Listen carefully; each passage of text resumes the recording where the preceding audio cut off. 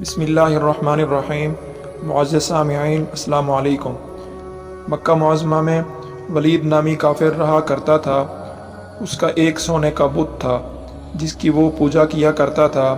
ایک دن اس بت میں حرکت پیدا ہوئی اور وہ کہنے لگا، لوگو، محمد اللہ کا رسول نہیں ہے، اس کی تصدیق مت کرنا، معاذ اللہ۔ ولید بڑا خوش ہوا اور باہر نکل کر اپنے دوستوں سے کہنے لگا، مبارک ہو، آج میرا معبود بولا ہے اور صاف صاف اس نے کہا کہ محمد اللہ کا رسول نہیں ہے، نعوذ باللہ۔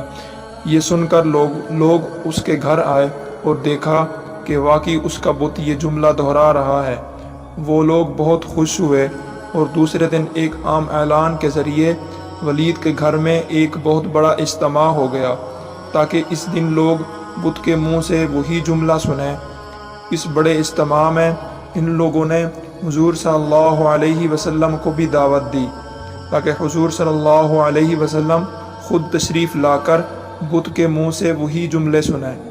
چنانچہ حضور صلی اللہ علیہ وسلم بھی تشریف لائے۔ جب نبی کریم صلی اللہ علیہ وسلم تشریف لائے تو بت بول اٹھا، اے لوگو، خوب جان لو کہ محمد صلی اللہ علیہ وسلم اللہ کے سچے رسول ہیں۔ ان کا ہر ارشاد سچا ہے اور ان کا دین حق پر ہے۔ تم اور تمہارے بت جھوٹے ہیں جو تمہیں گمراہ کرنے والے ہیں۔ اگر تم ان سچے رسول پر ایمان نہ لاؤ گے تو جہنم میں جاؤ گے۔ پس عقل مندی سے کام لو اور سچے رسول اللہ صلی اللہ علیہ وسلم کی غلامی اختیار کر لو۔ بت کی یہ باتیں سن کر ولید بڑا گھبرایا اور اپنے معبود کو پکڑ کر زمین پر دے مارا اور اس کے ٹکڑے ٹکڑے کر دیے۔ حضور صلی اللہ علیہ وسلم فاتحانہ طور پر واپس ہوئے تو راستے میں ایک گھوڑا سوار جو سبز پوش تھا حضور صلی اللہ علیہ وسلم سے ملا۔ اس کے ہاتھ میں تلوار تھی جس سے خون ٹپک رہا تھا۔ حضور صلی اللہ علیہ وسلم نے فرمایا، تم کون ہو؟ بولا، میں جن ہوں اور آپ کا غلام اور مسلمان ہوں۔ جبل طور میں رہتا ہوں۔ میرا نام معین بن العبر ہے۔ میں کچھ دنوں کے لیے کہیں باہر گیا ہوا تھا۔ آج گھر واپس آیا تو میرے گھر والے رو رہے تھے۔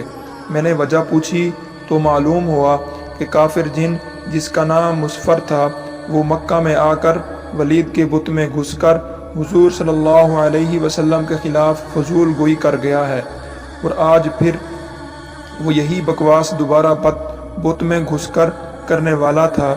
اس سے پہلے وہ آپ کے متعلق بکواس کرتا، یا رسول اللہ صلی اللہ علیہ وسلم، مجھے سخت غصہ آیا۔ میں تلوار لے کر اس کے پیچھے دوڑا اور اسے راستے میں قتل کر دیا۔ پھر میں خود ولید کے بت میں گھس گیا اور جو کچھ کہا میں نے کہا۔